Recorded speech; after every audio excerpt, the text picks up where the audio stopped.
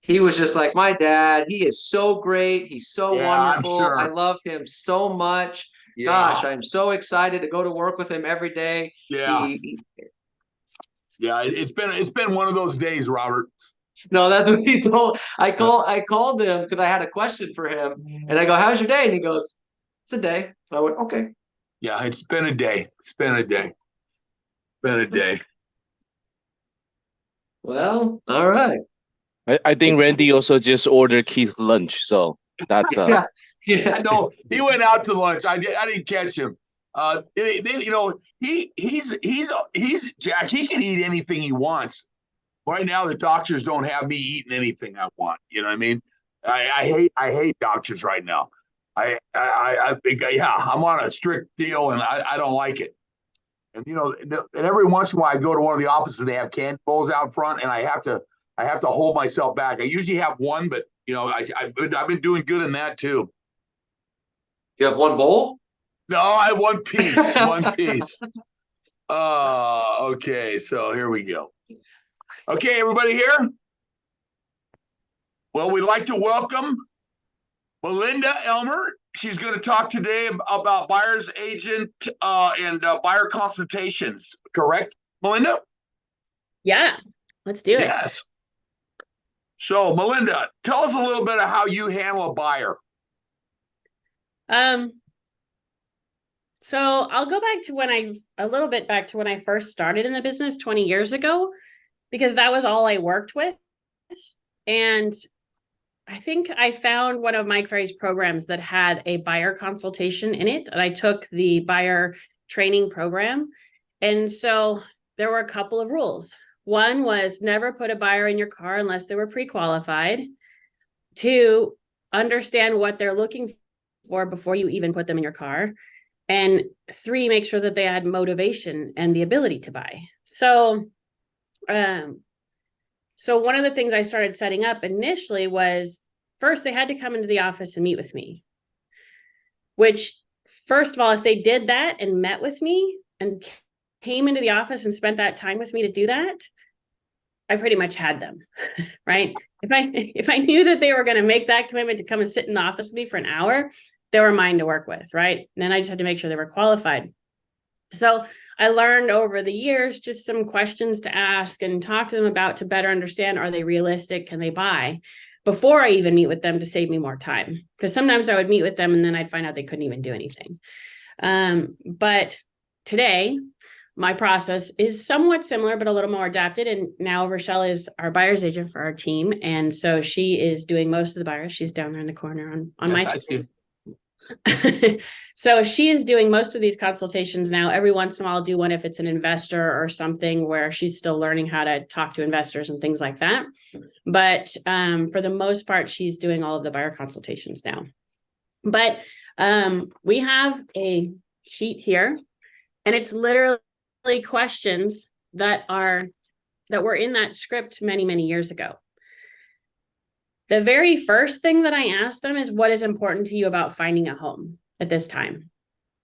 And the first thing most people start answering that question with is what they want to buy.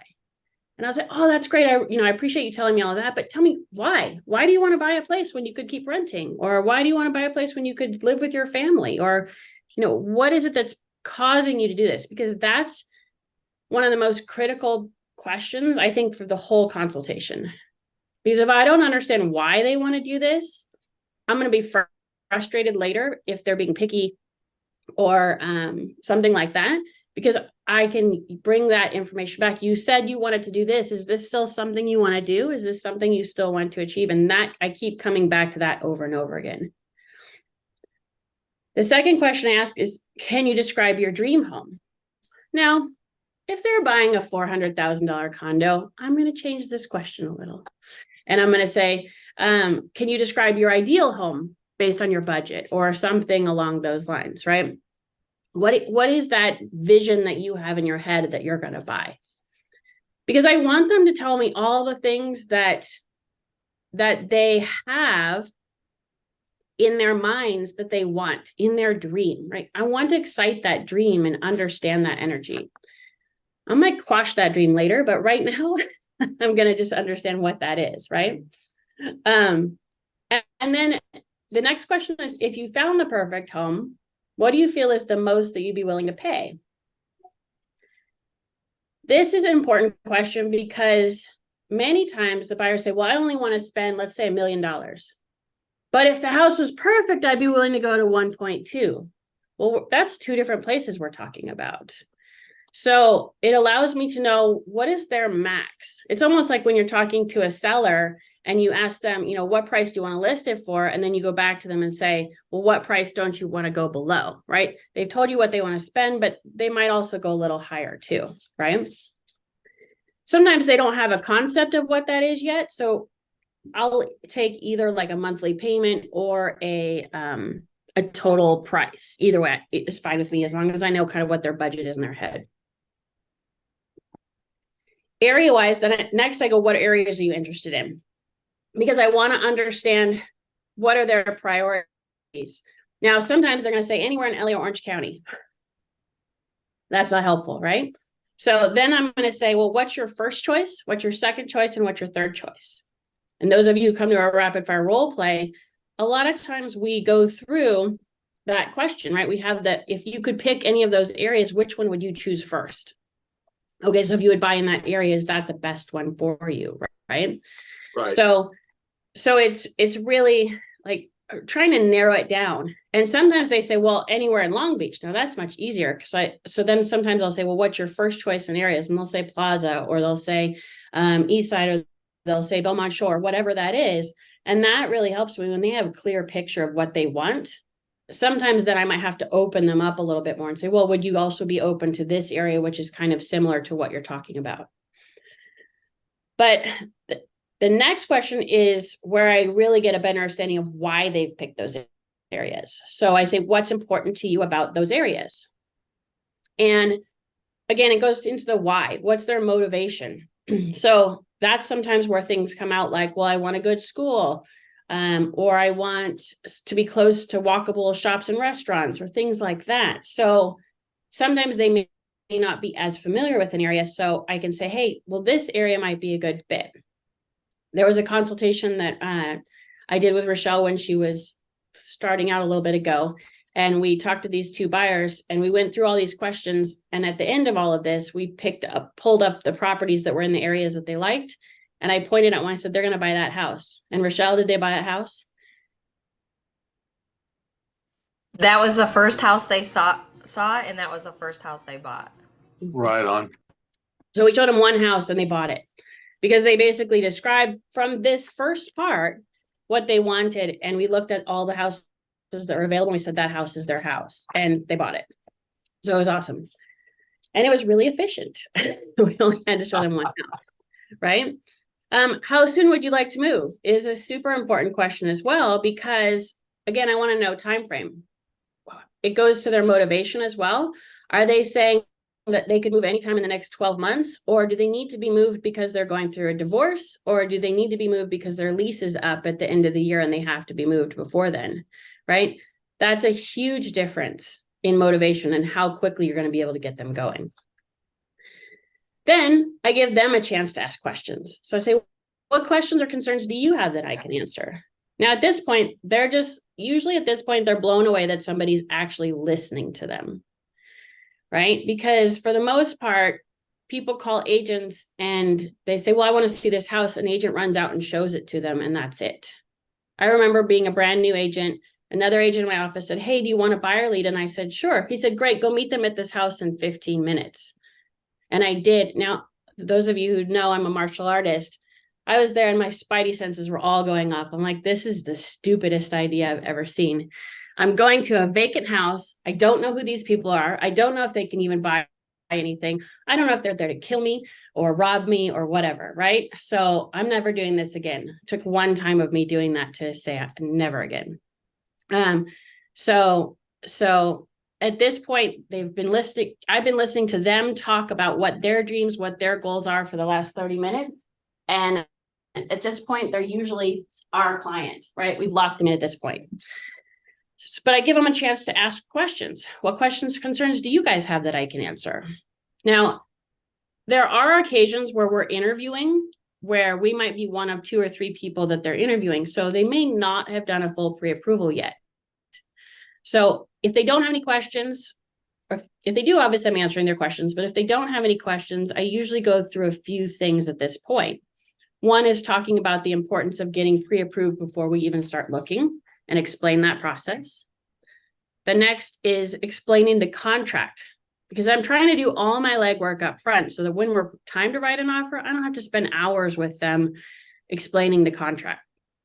So we talk about the contract process. We talk about the security, the earnest money deposit, how much they need to have available for that, so that I'm not telling them when we're writing an offer, oh, by the way, you need $15,000, $30,000. And they go, oh, I don't have that. They know about it right now. Right. And we tell them they need to have that within 3 days. So if they need to pull money from a 401k or, CalPERS or any of those things, they know about it right now.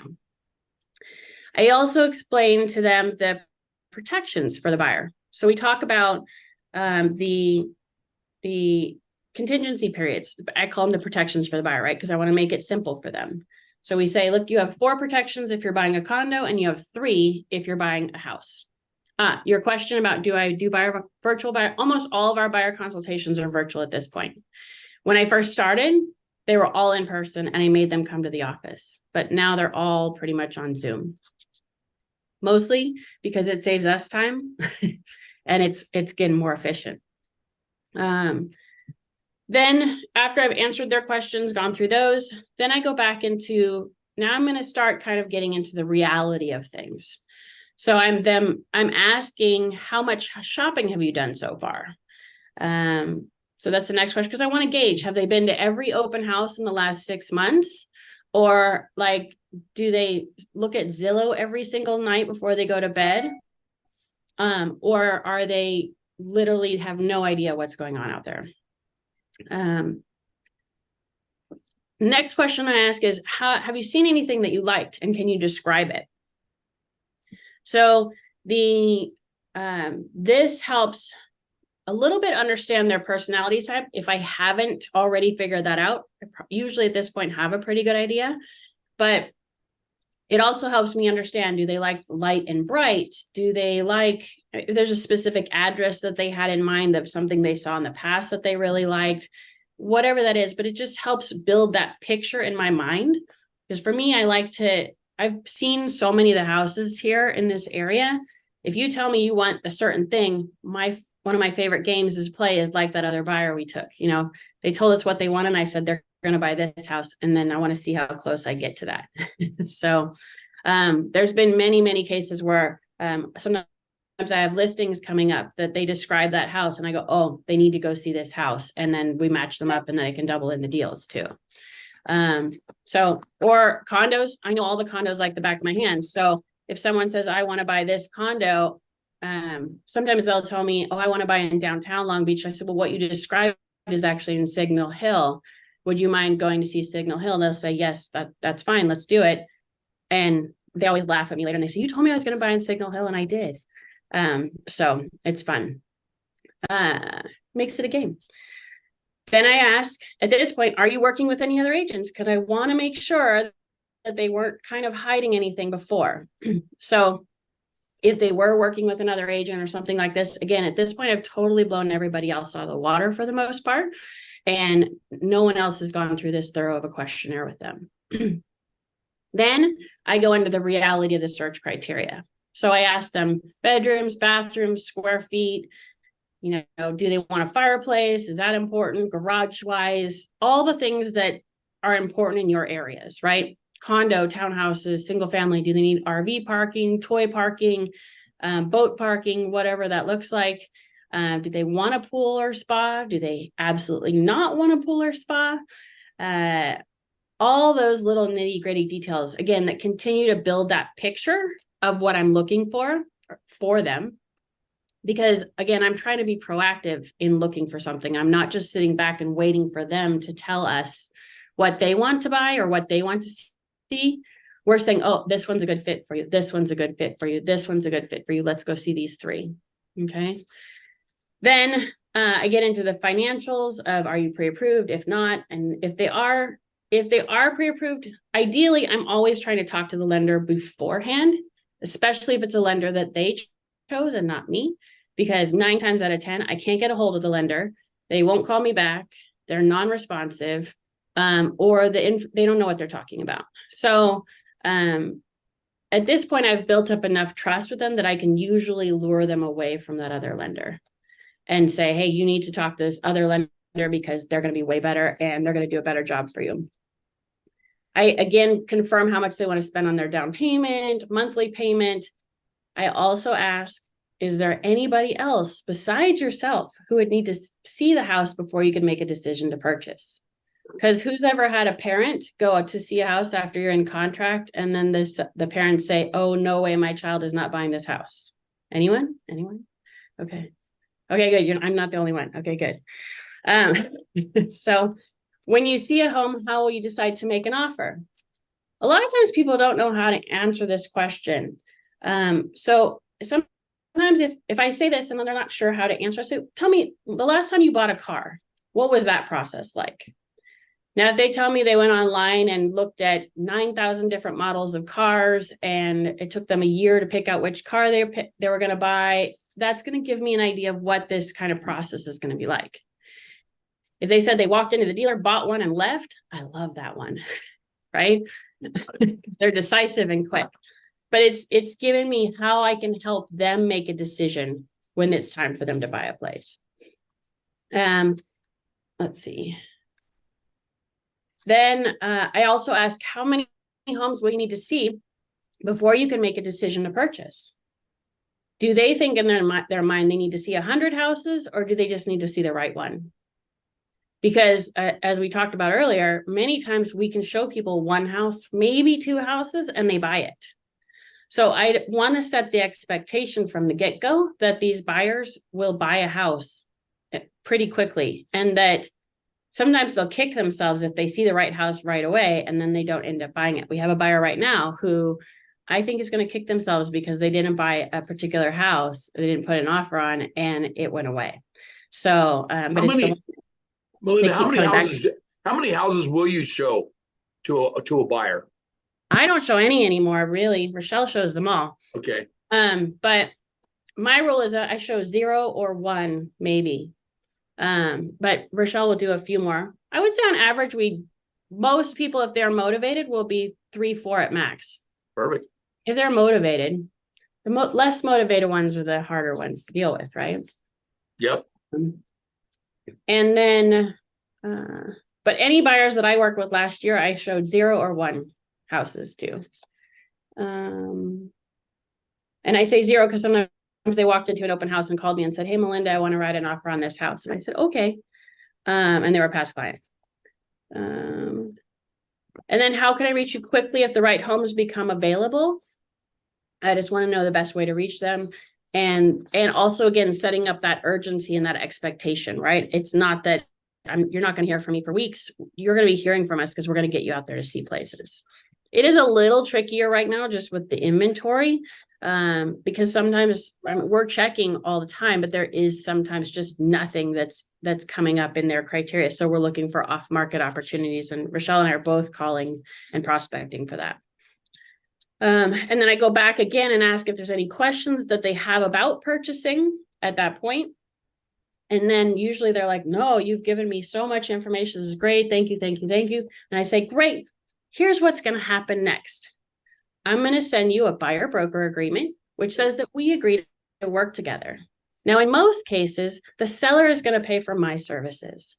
However, on the rare occasion that the seller doesn't pay for my services, or if we find an off-market opportunity that's too good to pass up and the seller's not willing to pay my commission, then we would just ask for you to pay that. Does that sound fair enough? Yes. Okay, great. And we send it to them and they sign it. And if they don't sign it, we don't work with them. It's okay. We're better to find out now and then not have that issue come up later. And then again, we get them approved by the lender if we don't have that done already at that point. Can you repeat that, please? The way you asked. I'll try. Okay. Just basically, here's what's going to happen next. We're going to send you over a buyer broker agreement. It says that we're going to be working together to help you find your home. And the good news is that 98% of the time, seller pays for our services.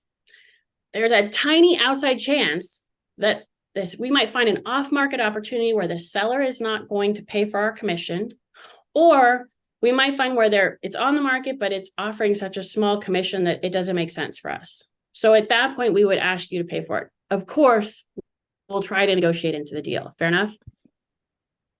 Fair enough. Okay. And if they do give some pushback, I said, I'm curious, when you went to work for your current employer, did you sign an employment contract? Yep.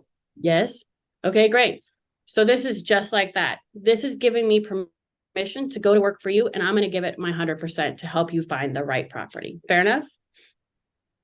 Yep. Fair enough. And they sign. So again, and if they don't sign it for some reason, then I don't want to work with them. Who's your toughest client out there to when you're doing a buyer's agreement? Is it the wife or the husband? I wouldn't say it's that more. I think it's more investors that are buying because they all think that they're going to get a better deal going straight to the listing agent. The people who have that mentality that they think they're going to get a better deal going there is that. But I'll talk to them, and there are some people who are just fixed that that's what they're going to do. Fine, I let them go. But I can sometimes talk to them and say, hey, in something as important as this, in buying, especially if it's their first property or something, this is your first property, Randy. Do you really want to go it alone? If you were going to go to trial for murder or something, would you want to represent yourself? This is a pretty big deal buying your first property, and you don't want to get into something over your head, do you? No. And if you go directly to the listing agent, is their first priority the seller or is it you? It's your fiduciary duty, correct? Yeah. Can you see how important it is to have a tough negotiator like myself representing you to make sure you're getting the best deal and getting the best terms all around? Yes. Okay, great. Where do I sign? Where do I sign? Where do I sign? That was very good. And Melinda, Go ahead. Sorry, Randy. Do you have a say commission that you charge for? You don't mind me asking? We always put 2.5% in our buyer broker contract because most of the buyers say it's their 2.5%. And then we just say, hey, if we get more, we get more. And if we, in most cases, if it's like 2.25 or 2, we're generally not going back to the buyer and say, hey, you need to make up that difference. If it's less than 2, we're going to have a conversation with the other agent. It also depends on price range and things like that, right? If they're buying a $2 million place and it's 2%, I'm good, right? So, yeah. Yeah. With investors, Melinda, you're talking about investors when you're dealing with an investor and you're doing your consultation with them. That's a whole different conversation. It is. Agreeable, agreed. What's that look like? So it shifts to more understanding what their motivation is.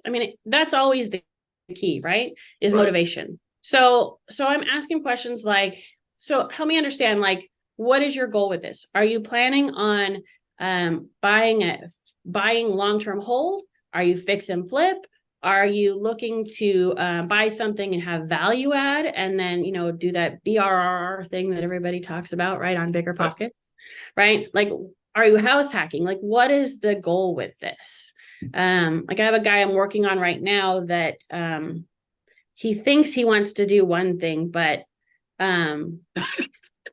he wants to do something else. Right? I know he wants to do something else, but sometimes it requires a little education, and it's his first place that he's buying, right? So I know that ultimately there'll be more emotion in it than he thinks.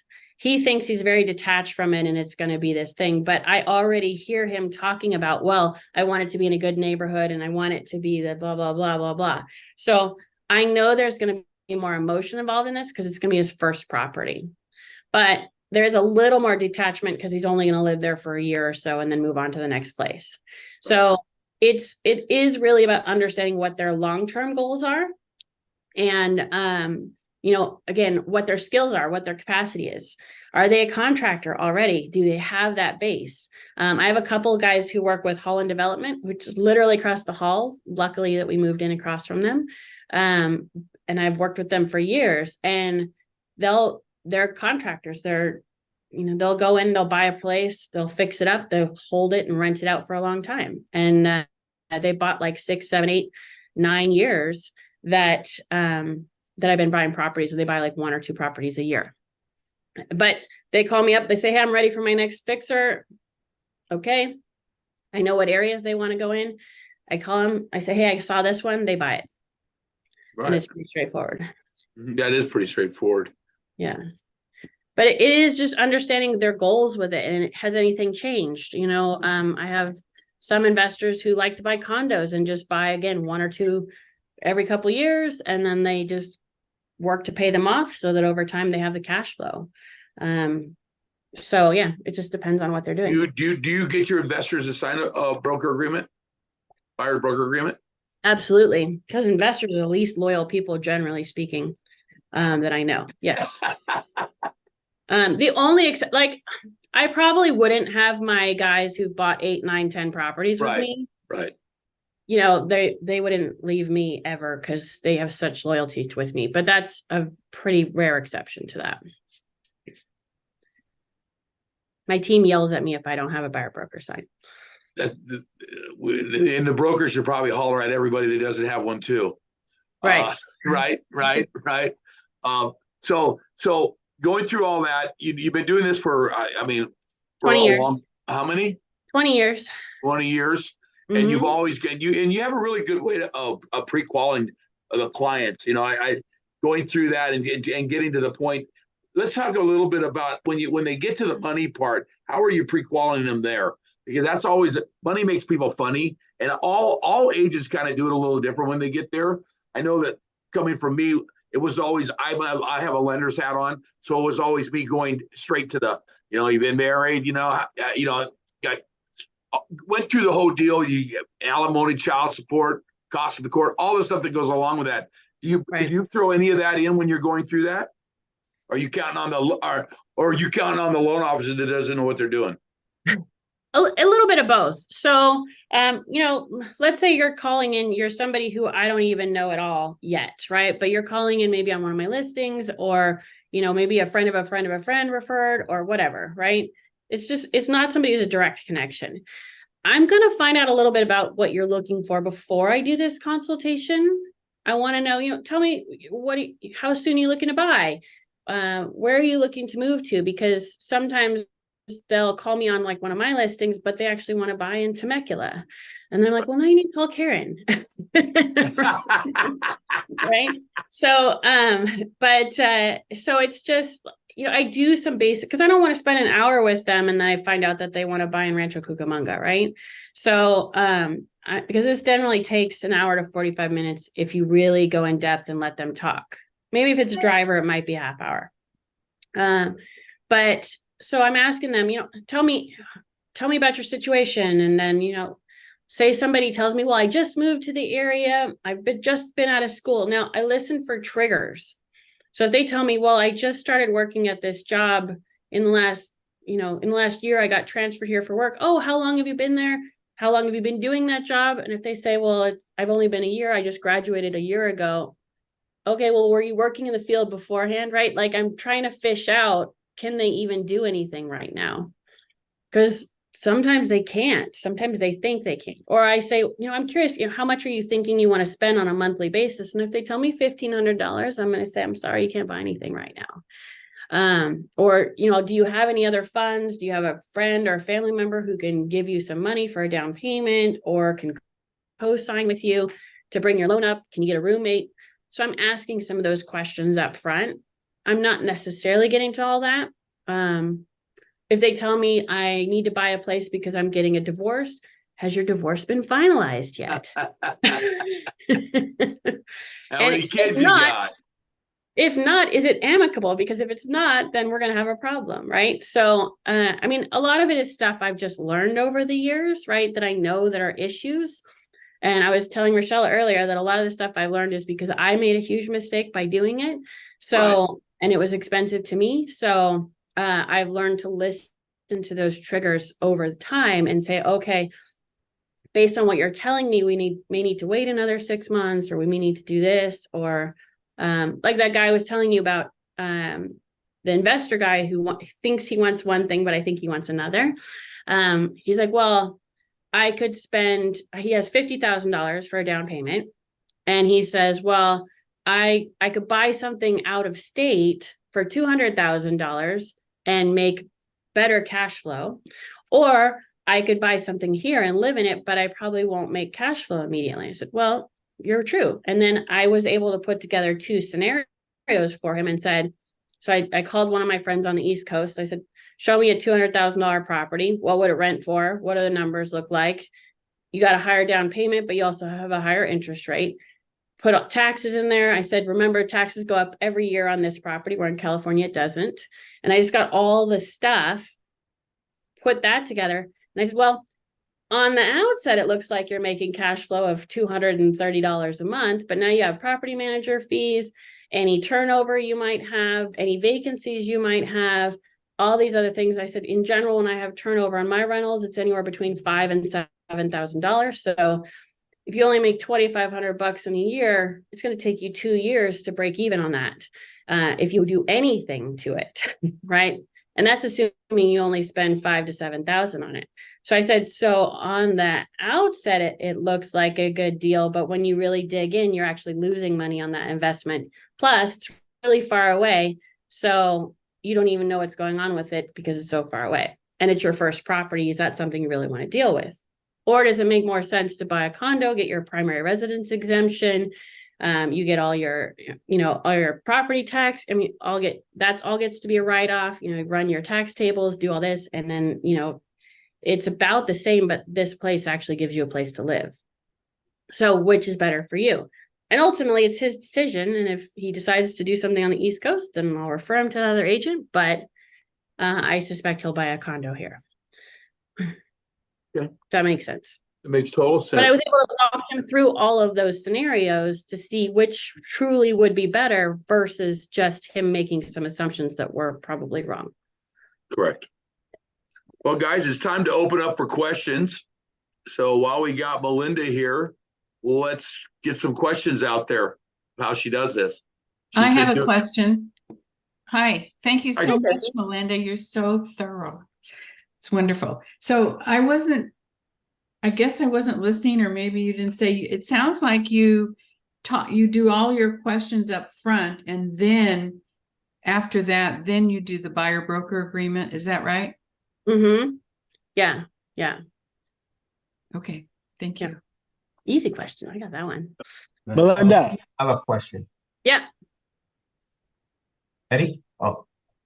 Okay, so I know you mentioned that you set up the appointment in your office, right? Originally, I set up all the appointments in my office. Since COVID, I switched to Zoom because it's more efficient for me. Okay. And it's more convenient for the buyers in many cases, but mostly for us. Okay. First of all, we can record it, which is nice. And we can go back and revisit it later if we want to.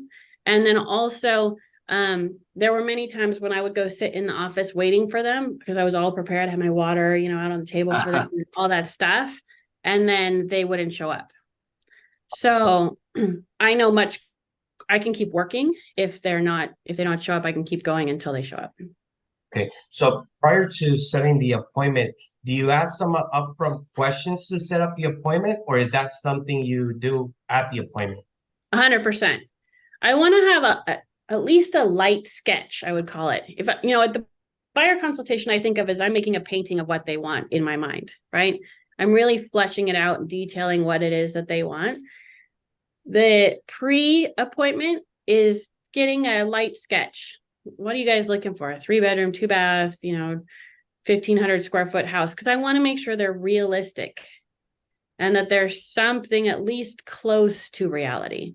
Again, if they tell me they only have $10,000 and they want to buy and they're not a veteran, probably not going to happen, right? Or again, like if it's a divorcing couple situation and they're at each other's throats and it's not a finalized divorce, I'm going to say, you should probably wait till you're divorced before we can buy you anything, right? So there's different, or again, if they tell me that they've only been on the job for 6-8 months and they didn't have any job history prior to that, again, they probably won't be able to buy yet. So I do a little light pre-qualifying. I find out, have they talked to a lender? Have they not? Have they talked to other agents? Am I the first person they're talking to? Where are they at in that front? So absolutely, I want a light version of this for sure. Sounds good. And then you So- get the appointment and then you ask the questions. Then we go into basically more that you're depth. Yeah, Okay. yeah. Sandra Hathaway asked a question about an agent that was taking the board for doing what, Sandra? I see Martin's question above that. It says, you said if low commission, you can negotiate with before the offer with the listing agent. So, Well, let me answer what my experience was. We had an agent who was working with a buyer, and the listing agent was a real strong buyer's advocate too. She tried to work something out with the commission because she thought it was too low. And he turned her into the board, and my broker at that time and her had to go to the board and kind of defend themselves or something. So that's what happened with that. Yeah, negotiation is negotiation. We can negotiate anything we want. I've never had an issue with that. You, Melinda? yeah, worst case scenario is you ask for, $10,000 in closing costs for the buyer, and then the buyer gives you that as part of your commission. No, Yeah. but this was prior to her writing an offer. Oh, Right, and I would probably call the agent before writing the offer too, because I want to know, like, are they going to be a pill about it, or is it the sellers being a pill about it, or are they just a weak negotiator? Like, what's the situation? You mean you'd call the buyer's agent prior to writing the offer about the commission? The seller's agent, yeah. yes, selling agent, yes. Okay, well, whatever. I just know that that. Yeah, we were just situation. checking on it. I mean, with what's happening in the future here, I mean, that's going to become a routine thing for us to do, guys. So we're going to have to be negotiating a buyer's commission no matter what. I mean, I was on the phone with 3 brokers out of Florida yesterday because they called me on that, and we went over some stuff. And the bottom line, we're just going to be renegotiating buyer's commissions when we get to that point. Right. Any other questions for Melinda? We got her, guys. I do. I have a question. Do a consultation. Hold on. Poor Aaron Hold on. Lanning's been trying to ask you a question You're for like good. 5 minutes, Hello, Melinda. Aaron. You're good. Hey, so off topic on a buyer consultation, but on your listing appointments, are you addressing or have you had clients address this NAR lawsuit? And I just spoke with a client about it last night. So I'm just curious, have you had that come up yet? And if so, or if not, how are you going to I have not had a single seller ask me about it. And I had one of my past clients call me and ask me about it. Okay. But she's like a, 24/7 news watcher. So she said, I saw this on the news. And I said, okay. And she said, but I saw that it's going to be appealed. So I know it's going to be a long time before it's even resolved. I said, yep. Yeah. That was pretty much our conversation. So Okay. it really was nothing. I'm like, what are we going to do? Oh my God, the sky's falling. No, it's not Yeah. falling. Yeah. Yeah. Same. Okay. Very good. I Yeah, have a but question. This is Monica. Melinda, thank you so much for giving us your time. I'm wondering, how are you handling the objection when they ask, is this a good time to buy or should we wait for next year? Okay, good. So Monica, let me ask you, are you planning on buying this for the long term, or are you just planning on buying it for a year or two? No, the long term. Okay, so ultimately, as long as the time is right for you to buy, any time is a good time. It's only important when you sell. Does that make sense? Yes, that makes sense. Okay, great. So let's go ahead and get started. That's awesome. Thank you. Melinda, can you be so kind to share those questions with us? The questionnaire that you asked? Sure, send me an email. Will do. Ashley put my thing in there. It's Melinda. It's up there already. Yeah. Yep. And I'll send it to you. But Thank you. before she does that, you also have to send it to my Venmo account. Yeah. Did we answer? I think Jack had a question. Go ahead, Jack. I was just wondering if you do the buyer consultation on sign call. Every buyer. But the consultation only happens after I've had that initial conversation, right? So I'm having that initial conversation. I'm finding out that, sketch of what they're looking for, doing a little light pre-qualifying, finding out if they've talked to a lender. If not, if they have talked to a lender, which lender, which ones are the pain in the rear to work with, which is most of them. Right. And Thanks. but I don't make them wrong either, right? Like I have had some bad experiences with a lot of lenders, but I also don't want to be like, oh, that lender's really bad, because they might have a really good experience with them. So I feel that out first before I start trying to steer them a different direction. The lender might be their best friend's brother, right? Like there's usually some weird connection with a lot of them. So I want to know more about that before I totally start steering them elsewhere, because then I'm just making them wrong and that doesn't serve anybody. Right. But yeah, every single buyer, I mean, even past clients, I go back and revisit this. And Rochelle knows, like, we've had this one guy who kind of comes back and forth from time to time, and we go back and redo this. If it's been 6 months since we talked about it, or a year, we go back and redo it because things change, stuff comes up, or things are new. And it might be shorter because they already kind of know what the expectations are, but it's, they know it. If they bought homes with us before, they know what to expect. They've been through it a little bit more, but sometimes it's good for them to have reminders too. For the newer agents, do you recommend them being in person or Zoom for that consultation? I think if you can get them in person, it's really invaluable. And again, like if you can get them to come into your office, oh my God, they're yours, right? They're making this effort to come into your office and sit down with you. So if they go through all that, there's so much body language that you can learn from too. And, again, I do it on Zoom because I need to be super efficient, but I learned so much. If like sometimes on Zoom, they can't figure out how to put the camera on themselves, and, or it's, wonky, and, you get half of a person and the other half of the other person, and one of them is not talking and the other one does. But if the other one is sitting there like this the whole time, that's a huge red flag, right? Like, so being able to read that body language, especially for you guys who are newer, totally ask them to come into your office. And if they make that effort, they're yours, right? And there'll be some no-shows. And every once in a while I'd have somebody who said, well, I'm not signing that. And I was like, okay. And they'd walk out. But at least I only spent that hour with them, and I didn't spend 6 months with them, and then they didn't buy anything with me. Any other questions, guys? Melinda, how long is your contract? Wait, what? How long is your contract? It's 6 months. It will depend on if there was one gal who I made it a year because what she was looking for was a total needle in a haystack. So in those kind of cases, I would do a longer one, but most of them are 6 months because, frankly, at the end of 6 months, if we're still looking, I want to shoot myself. So, yeah. Because there's probably something wrong, right? Most of the time they should buy something fairly quickly. I'll even do a shorter one if I think they're totally realistic. Is your buyer presentation scripted, and do you have an outline that you follow every time? Yes. And her emails in the chat line, email her and she'll send you one. Perfect. Thank Yeah, you. you have to email me. Do not put it in the chat box because I will not see it in the chat box. So email me there and then I will send it to you.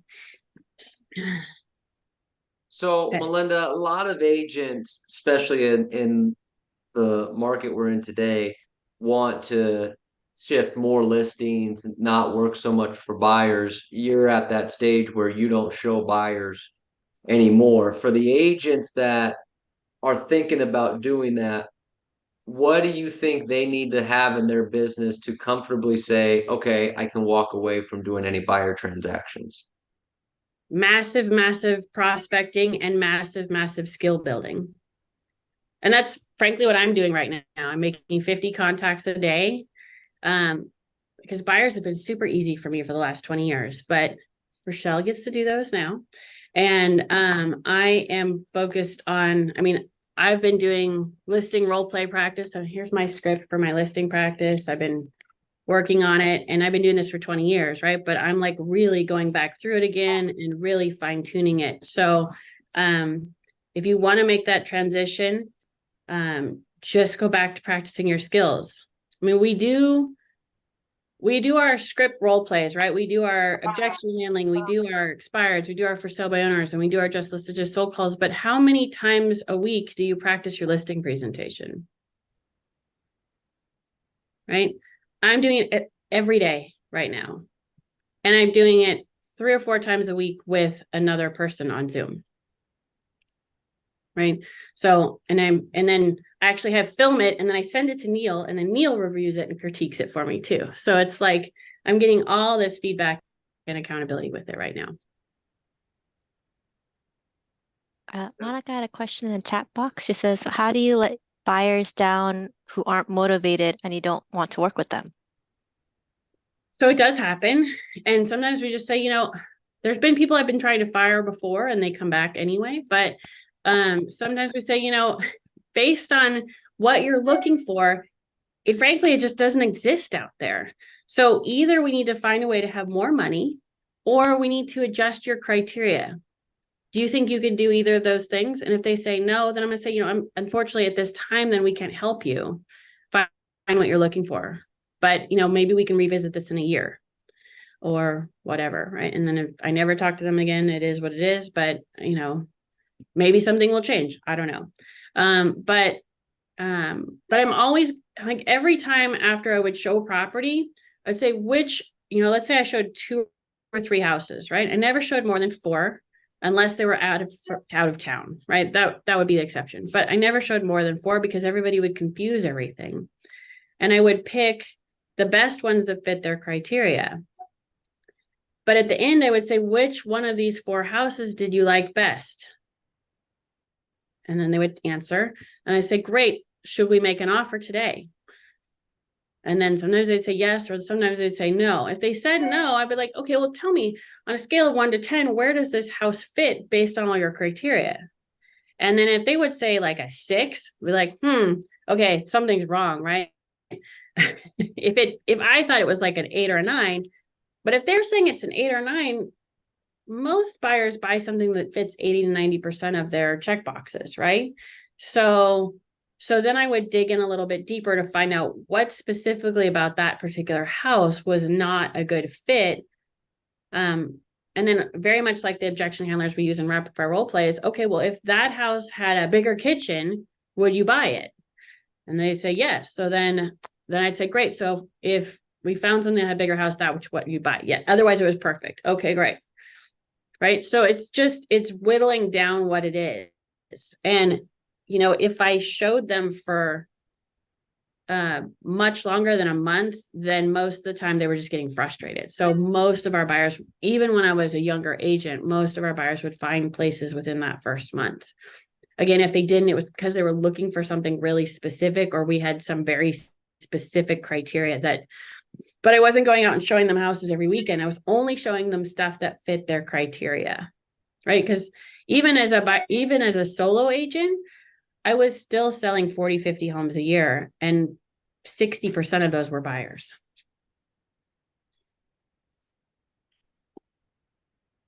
Okay. Any more questions? A question as far as like the price points, because sometimes there's properties that are a little bit underpriced and they think they could get a good deal, or it's in their price range, but it's in reality it's underpriced. How would you explain that to them, or how do you put it in the way that doesn't feel like you're discouraging them to put an offer. Yeah, so when I go through the consultation in the question sections, a lot of times that comes up. I also will bring it up if they didn't bring it up in one of those 2 question sections where I say, have you heard about what's going on in the market today? And they'll say no or yes or whatever. I'll say, have you heard that we have some pretty low inventory out there right now? And most people who are going online, they already know that because they see how fast things are going and they see that a lot of them are selling above list price. So I don't know about Rochelle, but we haven't had too many people who are trying to lowball. They know because we also call the agents before we write offers and say, hey, do you have any offers? Where are things at? And most of the time they've only been on market 2-3 days. And if you've got 4 offers, you can't lowball it, right? So if it's been on the market for 60 days, maybe we can lowball it. But it's also a delicate dance of not being too low or the seller's just insulted and they ignore you. So we can also just show them stats. We say, look, most homes are selling at like 98% of list price. So chances are good you're not going to get a deal, right? Your deal is getting your offer accepted. Okay, let's everybody go off of mute and let's give Melinda a big round of applause. Good Thank you, job. Melinda. Thank you. Yay. Look, I got That's incredible. 74 people. Yay. Yes, you Thank did, you. Melinda. You did a great job. The You did a top, great I think, was job. 83, so Oh, there we go. Woohoo. Thank you so much, One Melinda. referral Again, from each person. yeah, we appreciate all you do for the company. Truly Sure do, thing. Melinda. Make sure I think you have the a email address future. Hey, Melinda. in the guys. chat. Send Yeah. it to me email. Do not put them in the chat. Yep. Email only, guys. Thank you so much. Jack, you raising your hand? He's off his headphones. Oh, okay. He's raising his hand for something. You raising your hand, Jack? You want me to? Oh, sorry. No, I was talking to Jasmine. Got it. Okay, thank you guys. Have a great day. All right. So what did we learn from Melinda today? Oh, now we're gonna go on this. Unless you don't want to. That's fine. We go into it. Your show, man. I was told 1 o'clock was the shut off stop, but I'm just going by my notes. I actually go by notes, but it's okay. Go ahead. Now I'm afraid to ask. No, go ahead. What did we learn from Melinda today? What are we going to take away from this? Don't be afraid to lose business that you never really had. They won't meet with you and go through your questions. You never really had them. Go find the business that's going to transact. I wish everybody understood that. Me too. What I learned, it's to make appointments at the office, because for some of my buyers are younger, so sometimes with a call they'll do, hey, send me the link for like the loan application, and they take care of it. But I think it's easier, but sometimes they get unmotivated once they see, and then you can't catch them anymore, So I guess getting into an office, you'll see a better commitment from them. I want to comment on that as well, because when you start doing 40, 50 deals a year, or Melinda does 70, 80, 90, 100 deals a year, and most of your buyers are past clients and things like that, then you can do Zoom. Okay, because she has to be efficient. She can only do 100 deals a year. She can't do that by having a bunch of no-shows, tracking people coming. It's got to be on Zoom. It's got to be efficient. So when you're doing that kind of business with that kind of database, the Zoom thing works out. For those of you that, to Eddie's point, that aren't doing that amount of business, get them off the couch. Get them to the office, meet them face to face, build that relationship, as Melinda said, because she even says she gets so much out of it. Let me know when. With the face to face, but it's just an efficiency thing with her specifically because of the amount of volume that she does. But I think getting them off the couch for a lot of you is going to be a key thing. Melinda, how many days a week do you go to the office? 5.5 generally. Yep. You there all day? Except Saturdays, yes. Okay. Unless I'm in appointments. So you're one of my top producers? correct? Yes. Guys, let's go to the offices. We have nice offices. We have nice things to do there. You will make more money if you go to the office. I can promise you this. I can pick the top 20 agents in our company, and I can tell you they're in the office every day. Correct, Melinda? Correct, Robert? It's true. Yeah. When I used to work from home, I would be doing the laundry and be doing all these other things while I was on the phone, and the focus here is just a lot better. Me and Robert have noticed we've been doing our tour, meeting with agents across all of our offices, and we've noticed that agents are coming to the offices and they haven't been there in 2 to 3, 4 months, and it's like they're wondering why the business. Well, the business is really hard right now. Well, that person's working and making money over there, and they're coming into the office and working. You know, if you're around the atmosphere, it's going to help. You know, we're going in the new year, and we've been pushed to the finish line, and we all know what we're trying to do. Some of you guys are trying to make awards, and you're really close. Some people just want to get a sale this year. You know what I mean? And get it done. Get in the office. Get in the office. I can't stress enough that you're going to feel it, and you're going to be better at it when you're around it. Good stuff. All right, what else? What else did we get out of Melinda today?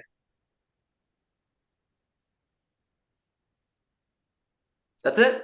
But That's when she explained the process, to explain it to the buyer from beginning to end, I think that was very important too.